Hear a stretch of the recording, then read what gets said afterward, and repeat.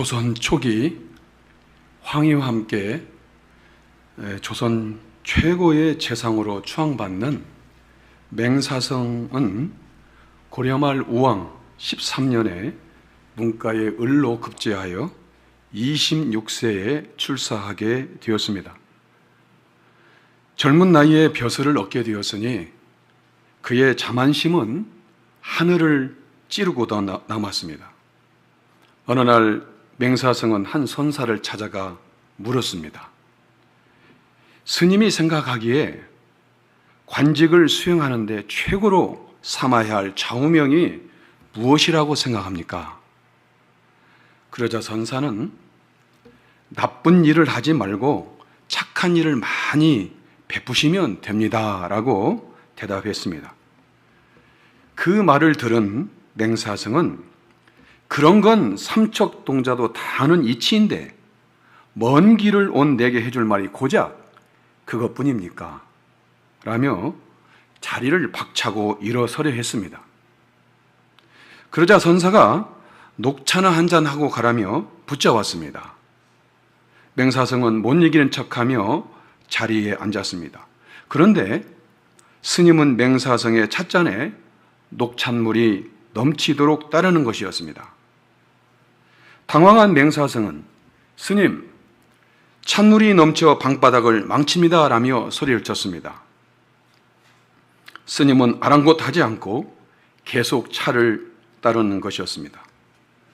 잠시 후 스님은 잔뜩 화가 나 있는 맹사성을 바라보며 찬물이 넘쳐 방바닥을 적시는 것은 알면서 지식이 넘쳐 인품을 망치는 것은 어찌 모르십니까? 라고 말했습니다.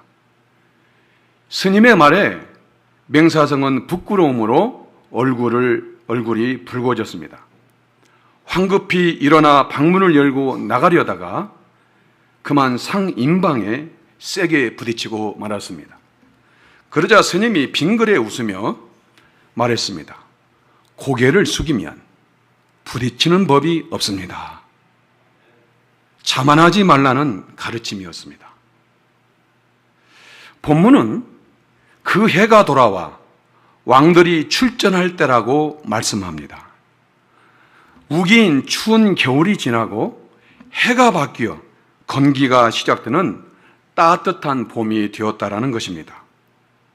10장에서 잠시 중단되었던 암몬과의 전쟁을 재개하기에 적합한 때가 돌아온 것입니다. 그런데 다윗은 이 전쟁을 위해 전군을 출병시키면서도 정작 자신은 출전하지 않고 예루살렘 왕궁에 그대로 남아 있었습니다. 고대 세계의 전쟁은 특별한 일이 없는 한 왕들이 직접 군대를 이끌고 출전하는 것이 관례였습니다. 그렇다면 다윗은 왜 출전하지 않고 왕궁에 그대로 머물렀을까요? 이스라엘은 특별한 사명을 맡기기 위해 왕이나 선지자, 제사장에게 기름을 부어 성별했습니다. 다윗은 이러한 기름 부음을 3번 받았습니다. 첫 번째는 15세 즈음에 사무엘 선지자로부터 베들레헴에서 은밀하게 기름 부음을 받았습니다. 사울이 왕으로 건재한 상황에서 공개적으로 왕으로 기름 부음을 받을 수는 없었기 때문입니다. 두 번째는 23세 즈음에 헤브론에서 유다 지파 사람들에 의해 유다 족속의 왕으로 기름 부음을 받았습니다. 세 번째는 30세에 이스라엘 각 지파의 장로들이 헤브론에 있는 다윗에게 나와 이스라엘 왕으로 세울 때의 기름 부음을 받았습니다. 이 3번의 기름 부음의 여정을 따라가다 보면 다윗이 어떻게 강성해지고 그 왕권이 확장되어 가는지 알 수 있는 말씀들을 만나게 됩니다. 사무엘하 3장을 보면 사울의 집과 다윗의 집 사이에 전쟁이 오래매 다윗은 점점 강하여지고 가고 사울의 집은 점점 약하여 가니라라고 말씀합니다. 사울의 집과 다윗의 집 사이에 7년 6개월 동안 치열한 전투가 벌어졌습니다. 이 긴 전쟁을 통해 다윗은 점점 번성해 간 반면 사울의 집은 점점 쇠퇴하여 몰락해 갔습니다.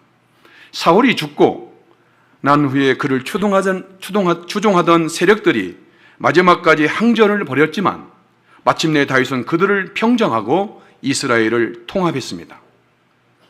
다윗이 점점 강성할 수 있었던 이유를 사무엘하 5장에서는 만군의 여호와께서 함께 계시니 다윗이 점점 강성하여 가니라 라고 말씀합니다.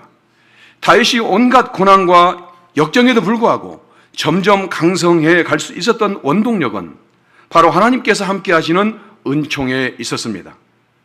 사무엘하 6장을 보면 다윗은 이스라엘을 통합한 후 가장 먼저 하나님의 임재의 상징인 언약궤를 예루살렘에 안치합니다. 사무엘하 7장에서는 나단 선지자를 통해 내 집과 내 나라가 내 앞에서 영원히 보존되고 내 왕위가 영원히 견고하리라 라는 언약의 말씀을 듣게 됩니다. 그리고 사무엘하 8장에서는 블레셋, 모압, 아람, 아말렉, 에돔, 암몬을 차례로 정복해 나갑니다. 이 정복 전쟁에서 연전연승할 수 있었던 것은 다윗이 어디로 가든지 여호와께서 이기게 하시더라라는 사무엘하 8장 6절 14절에서 그 말씀을 승리의 원인을 찾을 수 있습니다. 특히 사무엘하 10장에 기록된 암몬과 아람 연합군과의 두 번에 걸친 전쟁에서 다윗은 대승을 거두게 됩니다. 두 번째 전쟁에서 무려 병거 700대, 마병 4만 명을 죽이는 대승을 거둔 것입니다. 여러분, 당시 병거 700대라는 것은 오늘날 스텔스기 700대를 부셨다는 것과 똑같은 말입니다. 병력 4만 명을 죽였다고 생각해 보십시오. 지금 우크라이나 전쟁에서도 한 곳에서 4만 명이 몰살된다? 그럼 아직 4만 명 한 자리 죽은 적이 없습니다. 통합해서 7만 명 죽었다 그러지 4만 명 엄청난 고대에 3,000년 전에 4만 명 적은 숫자가 아닙니다. 병거 700대를 없애고 병거 700대, 마병 4만 명을 죽였다라는 것입니다. 그것도 다윗이 출전하지 않고 예루살렘 왕궁에 그대로 머물게 된 이유가 여기에 있습니다. 그것은 당시 다윗이 거듭된 정복 전쟁에서 연전연승했기 때문입니다. 성경을 보면 다윗이 정복 전쟁을 수행하는 과정에서 패했다는 기록을 단 한 번도 찾아볼 수 없습니다. 다윗은 전쟁을 치를 때마다 연전연승하며 주변 나라들을 정복해 나갔습니다. 더구나 그의 생애에서 마지막 전쟁으로 기록되는 암몬과의 두 번째 전투에서 대승을 거둬서 이제 정복 전쟁은 사실상 마무리 시점에 들어서고 있었습니다. 이제 암몬의 정복은 시간 문제일 뿐이었습니다. 이제 근동의 패권은 다윗에게 있었고 그 누구도 다윗과 이스라엘을 대적할 세력이 없었습니다. 한마디로 다윗은 최고의 정점을 찍고 있었습니다. 자, 이쯤 되자 다윗은 그 마음에 자신도 모르는 사이 자만심이 서서히 자리하기 시작했습니다. 전쟁에 관한 한 다윗을 능가할 사람이 없었습니다. 지형 지물, 병력의 이동과 배치, 전술 전략, 모든 전세를 꿰뚫고 있었기 때문에 자신이 굳이 출전하지 않아도 능히 승산이 있다고 판단한 것입니다. 그래서 다윗은 암몬 전쟁을 총사령관 요압에게 맡기고 자신은 왕궁에 남아있기로 한 것입니다. 물론 두 번에 걸친 전쟁에서 막대한 전력을 상실한 암몬의 전세를 고려해 볼 때 출전하지 않고 남기로 한 다윗의 결정이 무조건 잘못되었다고 할 수는 없습니다. 얼마든지 휘하 장수에게 대리전을 치르도록 할 수 있는 것입니다. 또 많은 전쟁에서 목숨을 걸고 싸웠기 때문에 이제는 쉴만도 했습니다. 그 유명한 알렉산더 대왕도 31세의 바벨론 정복 전쟁 중에 고열로 죽었습니다. 세계 최대 규모의 궁궐을 자랑하는 북경의 자금성을 창건한 명나라 영락제도 몽골 원정에서 돌아오다가 과로로 진중해서 죽었습니다. 왕이 전장에서 전사하는 문제는 한 개인의 죽음이 아니라 국가 존망 자체가 휘청거리는 문제였습니다. 따라서 당시 암몬과의 전쟁에서 두 번이나 승리한 다윗이 얼마든지 진정하지 않고 쉴 수 있는 문제였습니다. 그러나 문제는 다윗이 전쟁에 직접 출전하지 않았다는 데 있는 것이 아니라 그가 출전하지 않은 동기에 있습니다. 사무엘하 24장을 보면 다윗은 인구 조사에 관한 내용이 기록되어 있습니다. 이 일로 7만 명이 전염병으로 죽는 일이 벌어집니다. 인구 조사 자체가 문제가 아니라 인구 조사를 한 그 동기에 있습니다. 하나님보다 병력의 숫자를 의지하여 한 그 동기를 하나님은 매우 악하게 보셨습니다. 다윗이 출전하지 않고 왕궁에 남았던 것은 그 마음에 은연중에 자리한 자만심 때문이었습니다. 다윗은 사울에게 쫓기며 생존이 불투명한 광야에서 환난당한 자, 빚진 자, 마음이 원통한 자, 참으로 보잘것없는 400명으로 공동체를 시작했습니다. 그런 다윗이 점점 강성할 수 있었고 이스라엘을 통합하여 어디를 가든지 이길 수 있었던 것은 하나님께서 함께 하셨기 때문입니다. 다윗하면 떠오르는 전매 특허와 같은 기도가 무엇입니까? 역대상 14장 10절을 보면 다윗이 여호와께 여쭈어 이르되 내가 블레셋 사람에게로 올라가리이까 여호와께서 그들을 내 손에 넘기시겠나이까? 라고 기록되어 있습니다. 다윗은 늘 하나님의 뜻을 먼저 살피고 행동했습니다. 그런데 어느 순간 기도가 사라졌습니다. 전쟁의 경험이 쌓이고 승리가 매우 익숙해지면서 차츰 영적 긴장감, 텐션이 느슨해진 것입니다. 경험이 쌓이고 습관이 되면 행동을 자동화하고 더 효율적으로 만든다는 면에서 긍정적일 수 있습니다. 그러나 그것은 좋은 습관이냐, 나쁜 습관이냐에 따라서 결과가 확연히 달라집니다. 영적 세계에서도 좋은 습관은 신앙을 더욱 새롭게 하고 향상시키지만 나쁜 습관은 신앙을 더욱 무력하게 하고 약화시킵니다. 다윗이 지난 암몬과의 전투를 분석해 볼 때 두 번의 대승과 병사들의 사기와 군사력이라면 이제 암몬을 정복하는 것은 시간 문제라고 자신했습니다. 이 사건 전후로 하나님께 묻는 것이 사라졌습니다. 기도하는 시간이 줄어들고 기도하는 횟수가 줄어들었습니다. 그동안 하나님을 전적으로 의지하던 다윗의 신앙에 빨간불이 켜진 것입니다. 여러분, 신자의 위기는 돈이 없어서가 아닙니다. 취직이 안 되어서가 아닙니다. 사업이 어려워서가 아닙니다. 신자의 진짜 위기는 기도가 사라지는 데 있습니다. 하나님은 오늘도 영혼의 호루라기를 불어서 나를 깨우십니다. 기도하라. 말씀에 창정하라. 경성하라. 돌이키라. 각성하라. 일어서라. 성결하라. 강단에서 선포되는 하나님의 말씀을 통해서 내 주변 사람을 통해서 여러 정황과 여러 시그널을 통해서 내 영혼을 깨우십니다. 어거스틴은 오늘날 알제리의 타카스테에서 이기도인 아버지와 독실한 어머니 모니카 사이에서 태어났습니다. 그러나 어거스틴은 기독교에서 지적인 만족을 얻지 못하고 점점 기독교로부터 멀어졌습니다. 그는 17세에 카르타고로 유학하였는데 그때부터 벌써 한 여인과 육체적 사랑에 빠져 방탕한 삶을 살았습니다. 그리고 18세부터 29세까지 10년 넘게 영지주의, 만이교에 몰두하며 악의 문제를 해결해야 했지만 정신적 혼란과 회의만 깊어갈 뿐이었습니다. 이후 플라톤 사상에 심취했지만 그의 방황은 계속되었습니다.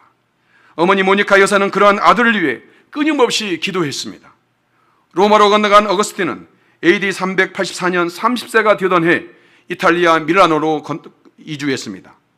그러나 여전히 자신은 죄의 욕망의 노예라고 생각하며 왜 나의 추한 죄들을 끝나지 않게 하십니까? 라고 자책하면서 비참한 가운데 계속해서 울부짖고 있었습니다. 그때 갑자기 가까운 집에서 어린아이 노랫소리를 통해서 들고 읽어라는 소리가 들려왔습니다. 어거스틴은 성경을 펼쳐 눈길이 닿는 첫 구절을 읽으라는 하나님의 명령으로 받아들였습니다. 어거스틴은 성경을 펼쳤습니다. 그리고 시선이 닿는 첫 구절을 읽었습니다. 낮에와 같이 단정히 행하고 방탕과 술 취함과 음란과 호색과 다툼과 시기를 멀리하고 오직 주 예수 그리스도로 옷 입고 정욕을 위하여 육신의 일을 도모하지 말라. 로마서 13장 13절로 14절의 말씀이었습니다. 어거스틴은 더 이상 성경을 읽을 필요가 없었습니다. 왜냐하면 주 예수 그리스도로 옷 입고 정욕을 위하여 육신의 일을 도모하지 말라, 육신의 일을 도모하지 말라는 문장 끝에 이르자 눈 깜빡할 사이에 마음의 모든 어두움의 의심이 사라지고 넘쳐오는 신앙의 빛을 경험했기 때문입니다. 오랜 세월 신앙적, 육체적 방황을 종식하는 순간이었습니다. 그는 진정한 인격적 변화를 경험하고 세상의 야망을 포기했습니다. 그로부터 3년 후에 AD 387년 부활절에 세례를 받았습니다. 8년 뒤에 휘포의 감독으로 선출되어서 76세로 임종할 때까지 35년 동안 경건과 저술의 온 힘을 다했습니다. 어거스틴은 고백론, 참 종교에 대하여 자유의지론, 삼위일체론, 하나님의 도성이라는 책을 남겼습니다. 특히 하나님의 불가항력적 은총, 인간의 전적 타락에 대한 그의 사상은 종교개혁과 근현대사에 지대한 영향을 끼쳤습니다. 여러분, 어린 아이들의 노랫소리를 통해 들려오는 주의 음성에 민감하게 반응한 결과였습니다. 청년 여러분, 하나님은 오늘도 기도하라, 말씀에 창념하라, 경성하라, 돌이키라, 각성하라, 일어서라, 성결하라고 내 영혼을 깨우십니다. 그 음성에 민첩하게 반응한 여러분 되시기를 바랍니다. 다윗이 자만심에 빠져 영적 감각이 둔해질 때 어떤 일이 벌어졌습니까? 그의 삶이 급전직하로 곤두박질 치는 밧세바 사건이 터지고 말았습니다. 여러분, 다윗의 인생은 사무엘하 11장 밧세바 사건 전과 후로 나뉩니다. 승승장구하던 다윗은 사무엘하 11장을 기점으로 밧세바와의 불륜을 통해 낳은 아이가 죽게 됩니다. 큰아들 암몬이 여동생 다말을 성폭행하는 사건이 일어납니다. 다윗은 자신도 동일한 번가가 있기 때문에 이 사건을 유야무야 처리합니다. 이러한 처사에 분개한 다말의 오빠이며 셋째 아들인 압살롬이 장형 암논을 살해합니다. 그리고 절지부심한 끝에 압살롬은 결국 아버지 다윗에게 반역을 일으켰다가 요압에 의해서 비참하게 죽임을 당합니다. 다윗이 늙어 죽을 날이 가까우자 왕권을 누린 넷째 아들 아도니아는 결국 솔로몬에 의해서 죽임을 당합니다. 이것이 사무엘하 11장 이후에 벌어지는 다윗 가정의 비극적 사건입니다. 여러분, 다윗은 골리앗과 같은 외부의 강한 적에 의해서 무너진 것이 아닙니다. 무서운 칼과 창에 의해서 무너진 것이 아닙니다. 다윗은 욕망이라는 자신의 내부로부터 스스로 무너진 것입니다. 2절을 보면 다윗은 군대를 전쟁터에 출병시켜놓고 자신은 오후 낮잠 정도가 아니라 저녁 해질 때까지 침상에서 늘어지게 잠을 잤다고 말합니다. 히브리어에서 연속 동작을 강조할 때 와우라는 접속사를 사용합니다. 영어의 엔더와 같은 역할을 합니다. 본문은 와우 계속적 용법으로 다윗의 동선이 매우 해이하고 나태해 있음을 생생하게 보여줍니다. 1절과 2절을 정리해보면 출전할 때 출전하지 않았고 예루살렘에 그대로 있었고 전쟁 중에 늘어지게 잠을 잤고 무료에서 왕궁 지붕 위를 배회하고 있었다라고 할 수 있습니다. 성경은 명확히 진단합니다. 전쟁 중에 기도한 흔적이 없고 백성을 목양한 흔적이 없습니다. 이런 영적 태만과 안약에 빠지자 마음속에 숨겨져 있던 정욕이 골리앗처럼 자라나 그만 다윗을 한순간에 무너뜨렸습니다. 성경은 왕들이 출전할 때라고 분명히 말하고 있습니다. 그런데도 다윗이 출전하지 않은 이유가 무엇입니까? 그것은 이 정도면 됐어, 이 정도쯤이야 라는 자만심에 있었습니다. 사도 바울은 고린도전서 10장 12절에서 이렇게 경고합니다. 그런즉 선줄로 생각하는 자는 넘어질까 조심하라 라고 말씀합니다. 본문 1절을 한 줄로 요약하면 출전할 때가 되매 그대로 있더라 라고 할 수 있습니다. 그대로 있더라. 여러분, 신앙생활에 아무것도 하지 않고 그대로 있어서는 안 됩니다. 그대로 있는 것은 현상 유지가 아니라 퇴보하는 것입니다. 다윗은 출전할 때 출전하지 않고 그대로 있다가 엄청난 후과를 치러야만 했습니다. 신자의 삶에서 가장 위험한 순간이 언제인가? 그것은 자만심에 사로잡힐 때입니다. 자만심이란 하나님 없이도 내가 무언가를 할 수 있다라는 마음입니다. 그 대표적인 예가 사사기 시대입니다. 하나님께서 왕이심에도 불구하고 공공연히 왕이 없다고 말하면서 자기 소견에 오른 대로, 자기 마음대로, 자기가 하고 싶은 대로 하고 살았다라는 것입니다. 여러분, 오늘날 이 시대는 어떻습니까? 18세기의 계몽주의는 이성과 합리를 중시했습니다. 19세기의 낭만주의는 감성과 감정을 중시합니다. 그동안 전통적으로 지배해오던 성경의 권위보다 내 생각, 내 느낌이 더 중요한 가치가 되어버렸습니다. 삶의 척도로서 하나님 말씀보다 이성, 자율, 개인주의, 인간 중심은 결국 세속화로 빠르게 이어졌습니다. 이 세속화 속에는 물질 만능주의가 맹위를 떨치고 있습니다. 하나님 없이는 살아도 돈 없으면 살지 못하는 시대, 돈이면 다 된다는 시대, 돈이 최고라는 시대가 형성된 것입니다. 초대교회 성도들은 하나님께 자기의 재물을 드림으로 유무상통의 삶을 살았습니다. 그런데 사도행전 4장 35절을 보면 초대교회 성도들은 재물을 사도들의 발 앞에 두었다라고 말씀합니다. 깜짝 놀랐습니다. 오랜 세월 성경을 그렇게 수없이 읽었는데 제가 주일날마다 사도행전을 몇 년째 강해하고 있는데 그날 이 말씀이 들어왔습니다. 왜 초대교회 성도들은 사도들의 발 앞에 헌금을 갖다 놨을까? 재물을 헌금함에 넣을 수도 있고 강대상에 올려놓을 수도 있습니다. 그런데 왜 굳이 사도들의 발 앞에 놓았을까요? 사도들에게 이만큼 헌금했으니 알아달라고 받고 싶어서였을까요? 재물이라는 말은 헬라어로 맘모나스라고 말합니다. 맘모나스. 이게 재물이라는 뜻입니다. 아람어 명사 맘몬을 헬라어로 맘모나스로 표기한 것입니다. 맘몬의 어근은 아만입니다. 그런데 우리가 많이 사용하는 히브리어 아멘의 어근도 아만입니다. 공교롭게도 재물이라는 뜻의 재물 맘몬이라는 말도 어근이 아만이고 히브리어 아멘의 어근도 아만입니다. 근데 그 아만은 신뢰하다, 믿다라는 뜻입니다. 사람은 하나님을 믿든지 맘몬을 믿든지 둘 중 하나를 믿는다는 것입니다. 그런데 오늘날 사람들의 마음속에 맘몬이 하나님의 자리를 차지하고 있는 것입니다. 재물을 하나님처럼 믿는다는 것입니다. 엘리야 시대로 말하면 바알과 하나님 사이에 양다리 걸치고 머뭇하고 있다는 것입니다. 이 맘몬이 얼마나 강력한지 부모와 자식이라는 천륜도 저버리게 하는 것입니다. 참담한 사건 사고가 끊이지 않게 하는 것입니다.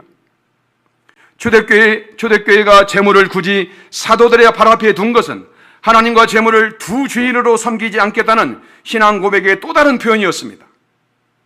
물질을 발 아래 두고 다스리라는 것입니다. 인간이 신뢰하고 믿을 수 있는 대상은 오직 창조주 하나님뿐이라는 것입니다. 그런데 하나님께서 계시할 그 자리에 맘몬이 자리하고 있습니다.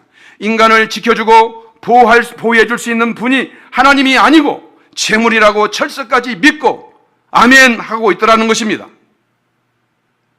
재물을 신처럼 숭배하는 것을 배금주의라고 합니다.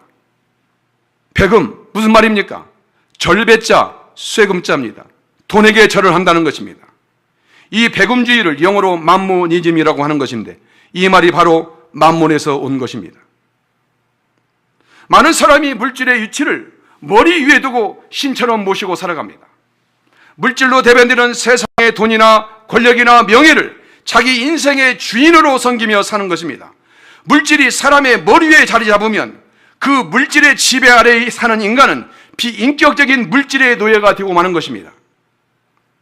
인격이 없는 비인격적인 물질을 머리 위에 두었으니 그 아래에 있는 인간은 비인격적인 존재로 전락하게 되는 것입니다.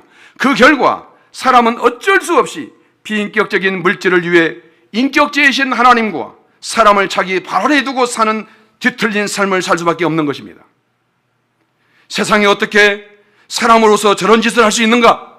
라는 이 비인격적인 사건 사고가 끊이지 않는 이유가 바로 여기에 있습니다. 참된 믿음의 사람은 하나님을 머리 위로 모시고 살아가는 것입니다. 하나님을 머리 위에 모신 사람은 그 사람은 말할 것도 없이 하나님에 의해 인도함을 받습니다. 그는 하나님의 인격을 힘입어 자신이 만나는 모든 사람을 자신과 대등한 하나님의 형상이라는 관계에서 인격적인 관계로 대하게 되는 것입니다. 하나님을 머리로 삼은 신자에게 인간은 경배의 대상도 아니요 자기 욕망의 도구도 아닌 함께 교제하며 살아가야 할 형제 자매이기 때문입니다. 하나님의 형상으로 바라보게 되는 것입니다. 그리고 하나님을 모신 신자의 삶 속에서만 물질은 비로소 인간의 발 아래 자기 자리를 바르게 찾게 되는 것입니다. 하나님을 머리 위에 모신 신자에게 물질이란 하나님과 사람을 섬기기 위한 도구에 지나지 않는 것입니다. 그런데 우리는 여기서 한 가지 조심할 것이 있습니다. 물질을 하나님처럼 믿고 신뢰하며 살아가는 것도 경계해야 되지만 반대로 하나님을 잘 믿는다는 신앙이 자칫 자신의 의로움에 빠지게 할 수 있다는 것을 경계해야 됩니다. 예수님 당시 바리새인들은 자신들이 누구보다도 하나님을 경외한다고 착각하고 의로움에 빠져 도리어 예수님을 거부했습니다. 그들의 겉은 깨끗하게 보였습니다. 그러나 속에는 탐욕과 악독이 가득했습니다. 그들은 일주일에 2번씩 금식했습니다. 모든 소득의 11조를 철저히 드렸습니다. 심지어 채소의 11조까지 드렸습니다. 구제할 때는 사람들이 많이 모이는 회당과 거리에서 나팔을 불어서 자신의 선행을 홍보했습니다. 자신의 경건을 포장하기 위해 기도할 때마다 사람들이 많이 모이는 곳에서 큰 소리로 기도했습니다. 그러나 겉으로 보기엔 가장 경건한 종교인처럼 보였지만 내면은 위선으로 가득했습니다. 왜냐하면 가장 중요한 하나님께 대한 공의와 사랑은 버렸기 때문입니다. 그 바리새인 중에 가장 대표적인 사람이 바울입니다. 그는 8일 만에 할례를 받은 선민 이스라엘 족속이었습니다. 솔로몬 이후 왕국이 남북으로 분열할 때 베냐민 지파는 북이스라엘 따라가 우상 숭배하지 않고 유다에 남은 유일한 지파였습니다. 그 베냐민 지파라는 것입니다. 히브리인 중에 히브리인이요 율법으로는 가장 엄격한 바리새인으로 흠이 없는 자였습니다. 유대교에서 볼 때 기독교를 찬멸하는데 누구보다도 열심히 특심인 청년이었습니다. 그러나 다메섹에서 태양빛보다 더 밝으신 예수님을 만나고서야 자신이 얼마나 형편없는 인간인가를 깨달았습니다. 자신이 하나님을 가장 잘 믿는다고 자부하였지만 왜곡된 율법의 비늘이 벗겨지고서야 자신이 얼마나 하나님의 뜻과 무관한 어리석은 자인가를 깨달은 것입니다. 바울은 자신이 추구하던 모든 성공과 출세와 명예를 예수 그리스도를 위하여 다 배설물로 여기고 해로 여겼습니다.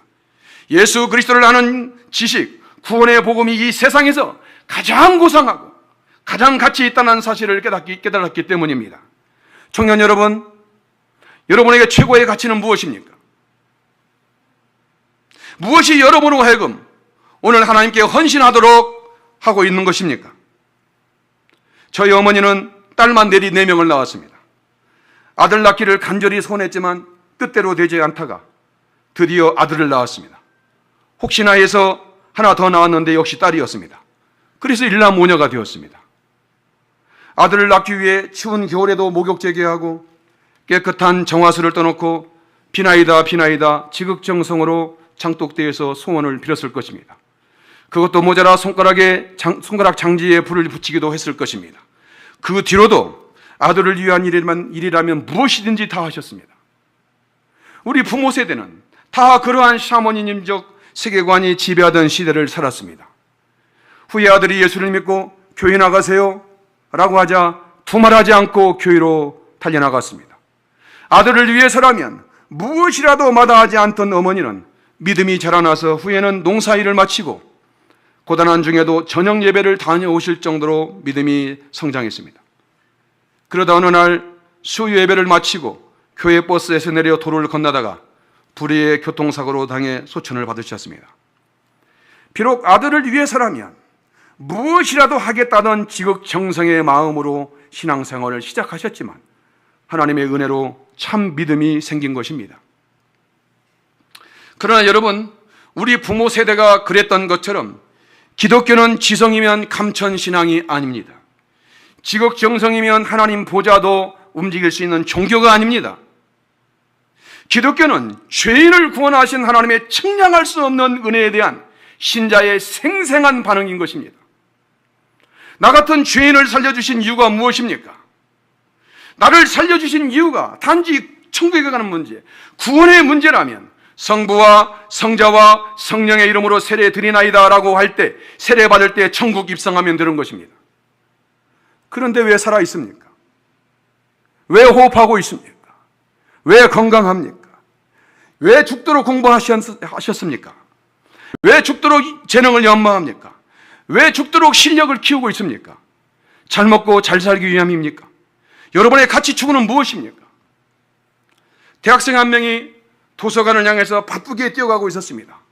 그 모습을 지켜보던 노 교수가 남학생을 불렀습니다. 학생, 어디를 그렇게 바쁘게 가는가? 달려가던 학생이 교수님 물음에 걸음을 멈추고 숨을 몰아쉬며 대답했습니다. 예, 교수님, 도서관에 갑니다.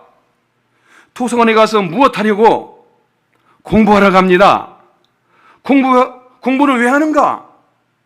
예, 하다니요. 이 다음에 좋은 직장에 취직하기 위해서입니다. 좋은 직장에 취직한 다음에는 무엇하려는가? 예쁜 여자 만나서 결혼하고 행복하게 살아야죠. 그 다음에 무엇하려는가? 그 다음엔 자식 낳고 돈도 많이 벌겠지요. 그 다음에 무엇하려는가? 그 다음에는 노년을 편안하게 즐기며 살겠죠.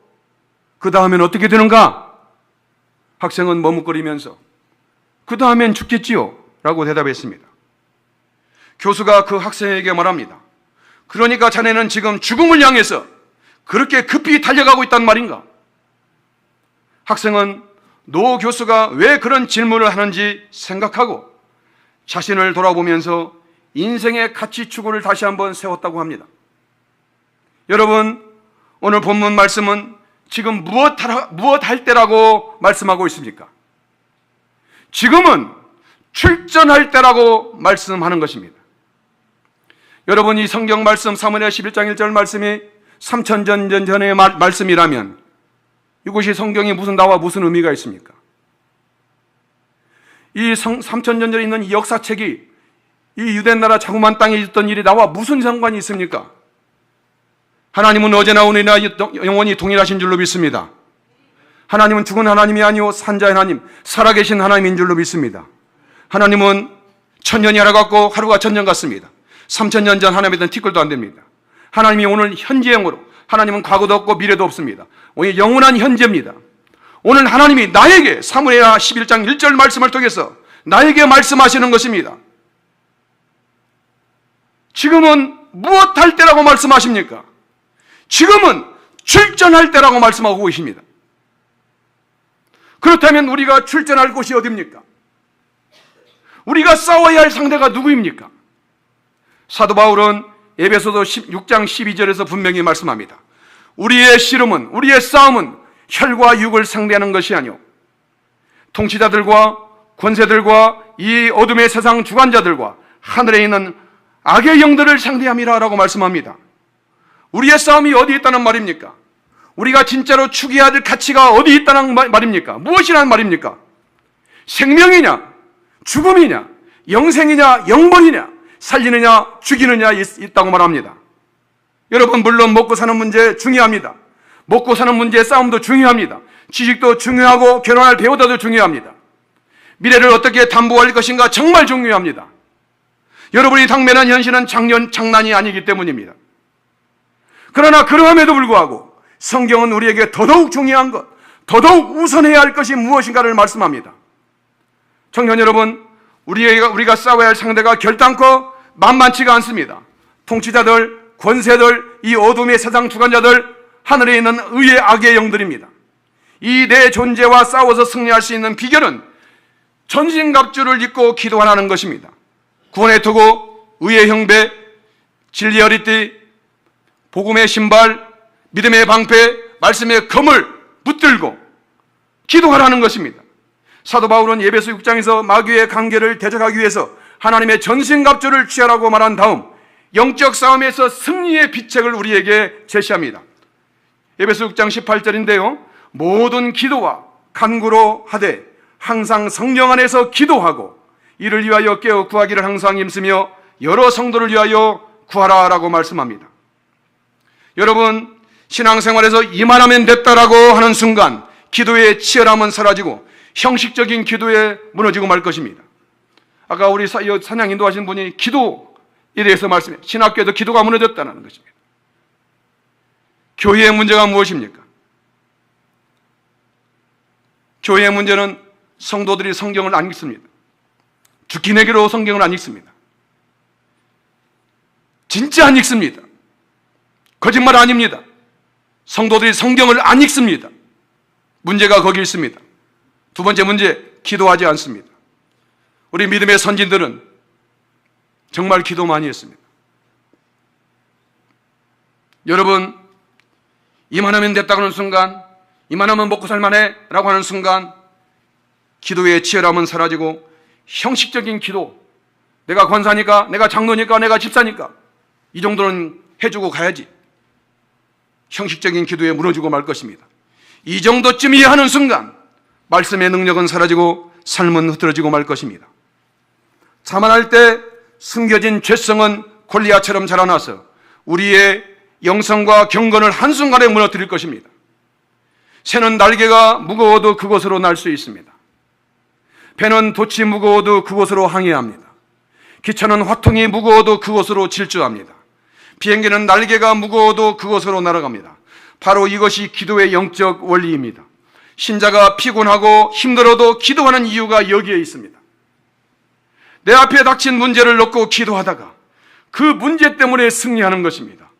기도 외에는 다른 능력이 없습니다. 그 어떤 것으로도 하나님은 역사하지 않습니다. 그 어떤 것으로도 하나님은 역사하지 않습니다. 오직 기도라는 방편을 통해서 역사하십니다. 우리 주님이 늘 기도에 힘썼고 모든 믿음의 사람이 기도로 살았습니다. 시대마다 수많은 사람이 기도로 승리했습니다. 복음의 능력, 성령의 능력은 오직 기도를 통해서 역사하는 것입니다. 신자가 승리의 삶을 사는 길은 오직 기도밖에 없습니다. 2005년 필리핀에 단기 선교를 갔습니다. 그때 함께 갔던 일행 중에 권사님이셨다가 전도사님이 되신 분이 계셨습니다. 권사 시절에 딸이 둘 있었는데 작은 딸이 20대에 막 들어서면서 불의의 병을 얻어 죽고 말았습니다. 장례 기간 중 주일이 끼었는데도 주일 성가대 봉사까지 다하고 장례를 마칠 정도로 믿음이 견고했습니다. 하나님께는 어떠한 상황에서도 흔들리지 않는 믿음을 드렸지만 먼저 자식을 앞세운 엄마로서는 쉽게 마음이 회복되지 않았습니다. 슬픈 마음을 안고 금요 철야 예배에 갔습니다. 기도할 힘이 없어서 눈을 감고 있는데 주님께서 갑자기 영안을 여셨습니다. 그곳에 모인 성도들이 통성으로 기도하고 있는데 각 사람의 머리 위에 기도의 향이 올라가는 것이 보였습니다. 그런데 기도의 향이 올라가는데 흐물흐물 소멸하는 것처럼 그렇게 약해 보였습니다. 그런데 어느 순간 갑자기 이 기도의 향이 한 곳으로 뭉쳐지면서 거대한 기둥이 되어서 하늘로 솟구치는 것이었습니다. 전도사님은 그 사건을 계기로 기도의 능력이 무엇인지, 합심 기도의 능력이 무엇인지 그때야 비로소 깨달았다고 말했습니다. 한국교회에 큰 발자취를 남기신 박윤선 목사님께서 죽기 내기로 기도하고 싱싱하도록 기도하라라는 가르침을 주셨습니다. 저는 교회를 개척하면서 그 말씀을 현수막으로 제작해서 강단에 7년째 붙여놓고 있습니다. 여러분, 이 세상에 좋은 말이 얼마나 많습니까? 많고 많은 그 많은 수많이 또 쏟아지는 말들, 얼마나 좋은 말들이 많습니까? 은혜가 되고 도움이 되는 말이 얼마나 많습니까? 그러나 저는 목회 현장에서 개척교회 목사로서 이보다 더 도전되는 말이 없고 더 붙잡아야 할 말씀이 없어서 이 플래카드를 현수막을 띄지 못하고 7년째 붙여놓고 그걸 붙들고 그거를 롤모델 삼고 박윤선 목사님처럼 흉내라도 내보려고 강단에서 무릎 꿇고 기도합니다. 어떤 제자가 박윤선 목사님에게 물었습니다. 목사님, 기도가 안 될 때 어떻게 해야 됩니까? 그러자 박윤선 목사님께서 기도가 안 되면 기도가 될 때까지 기도하시오 라고 하였다고 합니다. 고려가 망하고 조선이 개국하여 죽고 죽이는 각 격변의 소용돌이 속에서 조선 최고의 재상으로 우뚝 섰습니다. 맹사성 이야기입니다. 서두에 말씀드린. 여러분, 신자에게 자만은 맹독과 같습니다.